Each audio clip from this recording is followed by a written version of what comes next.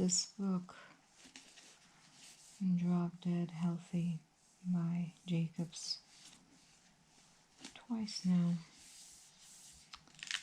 And it's a very interesting book.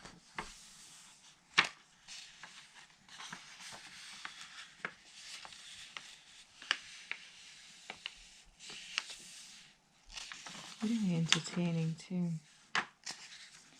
One man's humble quest for bodily perfection.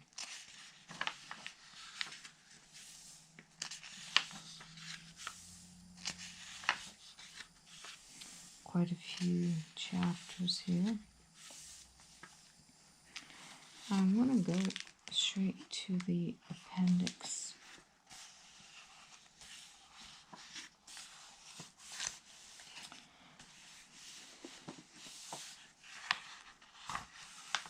Let's see. Appendix C, 5 tips on treadmill desks. Any working treadmill will do to get started. Don't use cost as an excuse. Go to Craigslist and find out for $100 or less. Sometimes people will give you theirs for free if you ask, just to get rid of it. Make sure you turn it on and walk on it before you pay for it. If you can handle 2 miles per hour, if it can handle 2 miles per hour without sparking or smoking, your money. And don't be fooled by websites advertising treadmill desks for hundreds of thousands of dollars. You have most of what you need in your home and shouldn't spend more than $100 apart from the treadmill to get a working setup that you can tweak and modify as you go along. The basic setup requires only a stack of crates, boxes, or furniture in front of your treadmill stable enough to support a computer, screen, and or TV. Make the stack tall enough that the center of the screen is around eye level as you walk on the treadmill. If you are forced to look down all the time, your neck and eyes will get tired and you'll quit. Now you'll want to lay a board across the treadmill handles for your keyboard. Use books atop the board to elevate the keyboard to where it's comfortable to type on. The mouse or trackpad goes on either side of the keyboard. Start at 0.7 miles per hour. Yes, it's very slow, but you need to get used to a whole new way of working. Gradually increase your time on the treadmill and increase your speed in 0.1 mile per hour increments weekly to where you can work comfortably. I've been on 2.0 mile per hour for years now, averaging 3 hours a day.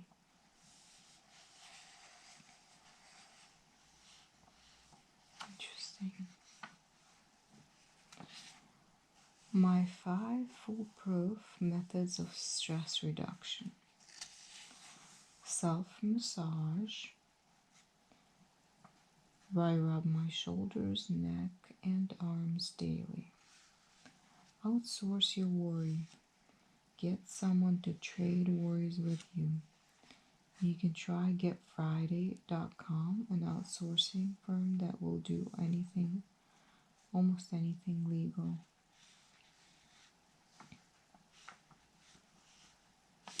I actually just listened to a podcast about outsourcing some work to virtual personal assistants. Apparently there's this company that hires virtual assistants abroad, and they're pretty stellar right here. It's pretty expensive. I think it requires a $2,000 commitment a month at least. Alright, let's get back to this. Meditate. My trick, I focus on the gently pulsating light on a MacBook in sleep mode and try to breathe in sync with it.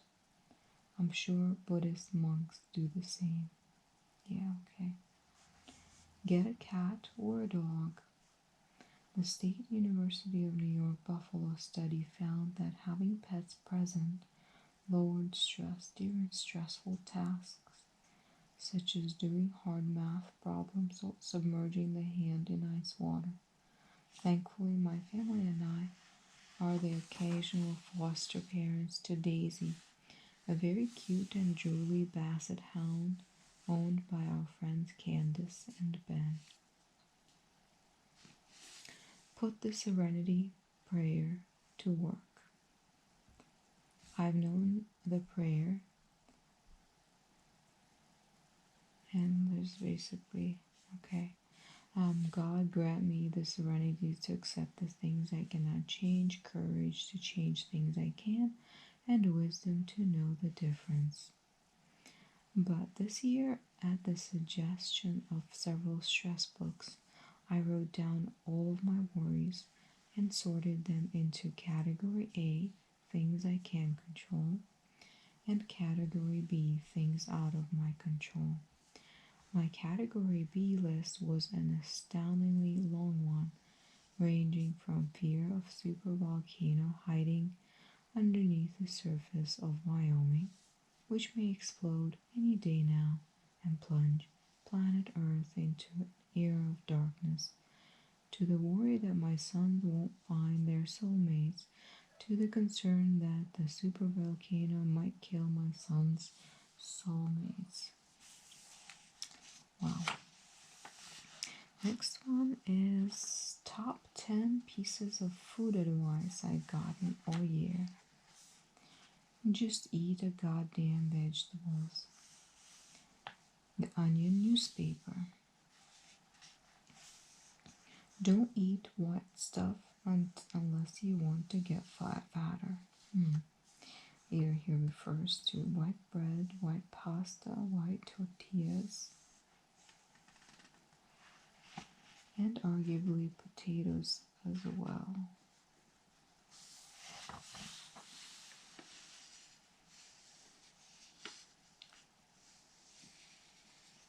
Make it crunchy. The junk food industry spends millions figuring out how to press our gustatory buttons. Their researchers use scary sounding words like bliss point and hedonics, but why should they have all the fun? Why can't healthy eaters steal their tricks like crunchiness? As billions of Cheetos prove we love a crunchy food. McLaughlin suggests adding sunflower seeds to salads and fish. I know this one, next one. Shop the perimeter of the grocery store. As Nestle has explained, which is Nestle is not the company, but the professor of nutrition at NYU, supermarkets want customers to spend as much time as possible wandering the aisles because the more products they see, the more they buy. So it's best to stay out of the maze of the center aisles where all the junk foods are and just shop the perimeter where the healthier, fresh foods are. She says to look down or up, avoid the foods at the eye level, along with anything sold at the cash registers and end of aisles. They're generally the most high-profile, heavily advertised packaged foods, in other words, junk. Next one, if you're going to eat meat, make it a side dish. Well, next one is create pause points. Unless we are given a cue, we'll just keep troweling food into our mouths. Remember the experiment with the secretly refilled tomato soups? It was part of his book. This is why when which is a Cornell psychology professor, suggests creating pause points, visual cues that slow us down. Instead of eating directly out of a package or box, put your snack in a separate dish and leave the box in the kitchen. Or else, replace or repackage items into plastic bags. Even distance can create a pause point. When you are at your desk, make sure all food is out of reach. The thought of hoisting yourself out of the chair is a compelling pause point. That's for sure. Protein and fats for breakfast.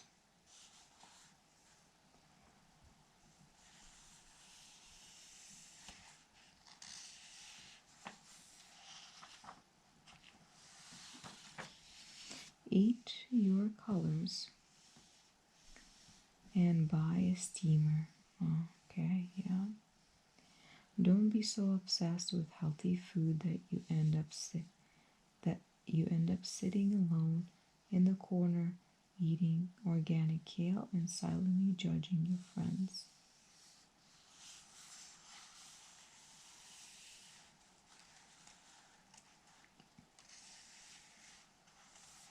Then he was discussing in his book that there's so much noise that it really stresses us out. I guess that's where the appendix F comes from. How to live the quiet life. Buy electronic lawnmowers and hedge trimmers instead of gas-powered ones. Electric devices tend to be about half as loud. Well, that's really good advice for all of us. I know it's ironic, but throw a party for your neighbors. Become friendly with them. It's hard to noise pollute someone you care about.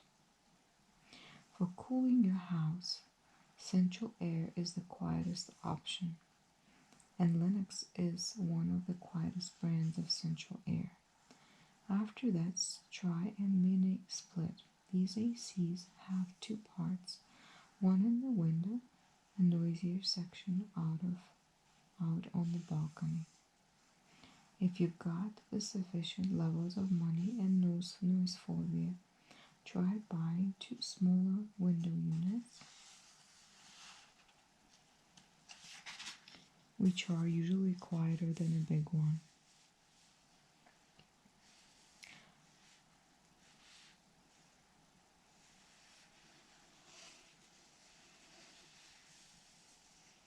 And then he recommends some products here. Noise cancelling headphones. I think I actually have a video on my channel where I am unpacking those noise cancelling headphones, and I certainly still love them. I think it's although very expensive, I think it's still one of the better purchases that I've made. And then he says something called Ear Pro Sonic Defenders by Surefire. I guess some kind of I guess that this is noise dampening equipment.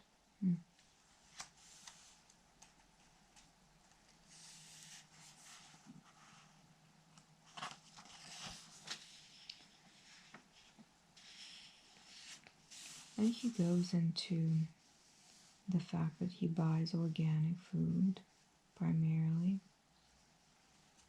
especially when it comes to the dirty dozen, the most pesticide-heavy foods identified by the Environmental Working Group.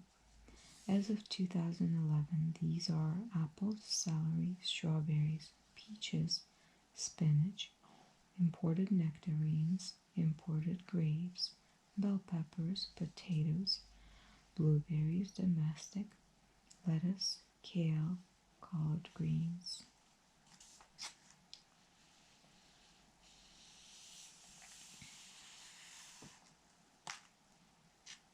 He tries to avoid fish high on the food chain, like marlin, swordfish, tilefish, and primarily because of mercury poisoning.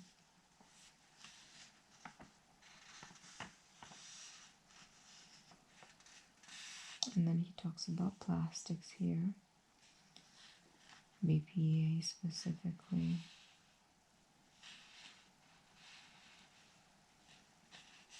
You can check the recycling code on the bottom of your plasticware.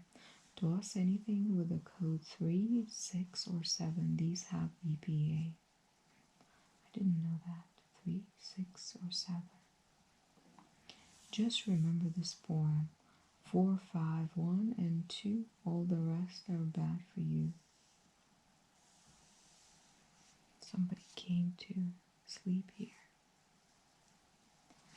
Soaps and toothpaste, triclosan is a controversial antibacterial chemical. Yeah, I don't buy toothpaste with triclosan anymore.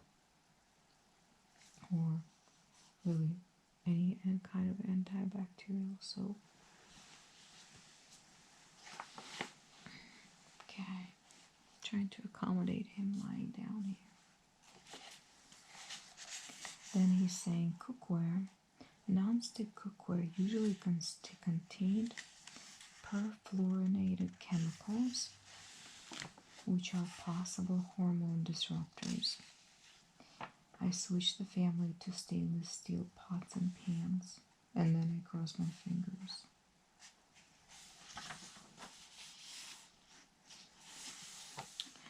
I would certainly recommend reading this book, just because it's quite entertaining, if nothing else.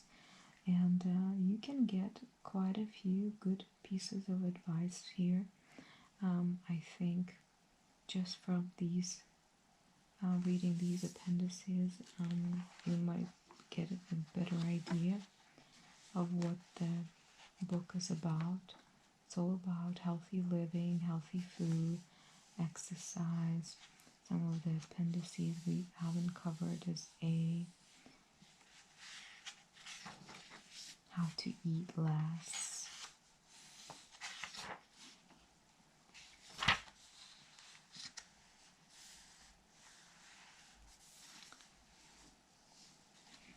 And I think one of the things that I started doing, and it wasn't really part of this book, but I'm quite a fast eater, and I tend to eat pretty large portions, even though it's healthy food, and probably consume too much. So I bought chopsticks, and because I don't really know how to use them well, I end up taking my time eating. And here he says, put the fork down in between bites. Another piece of advice for those who want to eat less.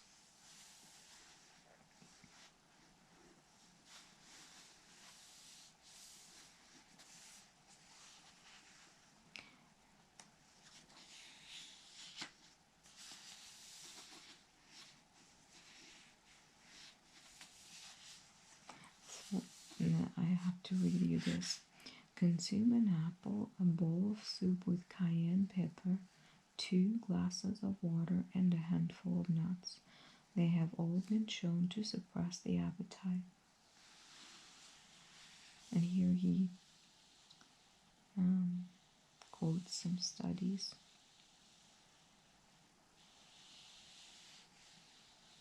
I have to say that anytime I make that soup that I shared with you in my prior video, You saw how many spices I added, and I can tell you anytime I eat it, I feel pretty satisfied. Not just because of the volume of soup, because it's mostly liquid, but also from the spiciness and the flavor. It's very satisfying. Yeah, and there's a soup.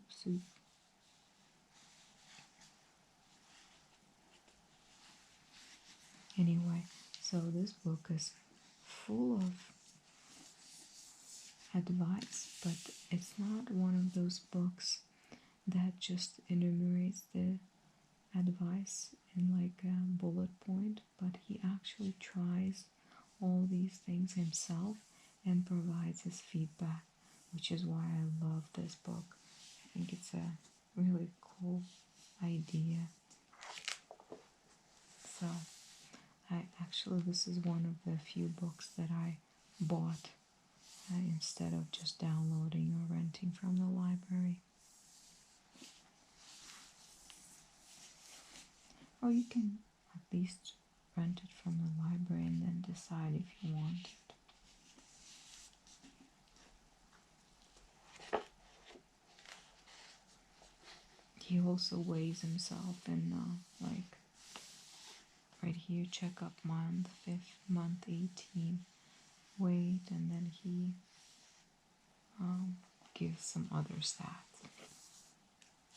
And it's really funny. He really is a great writer.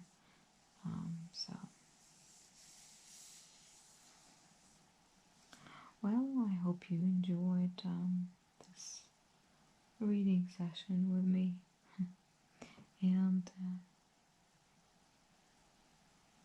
hope you pick up this book at a library or buy it on Amazon or anywhere else. And really enjoy it. I'm gonna say goodbye to you, and I'm going to sleep, and hope you are too. Bye.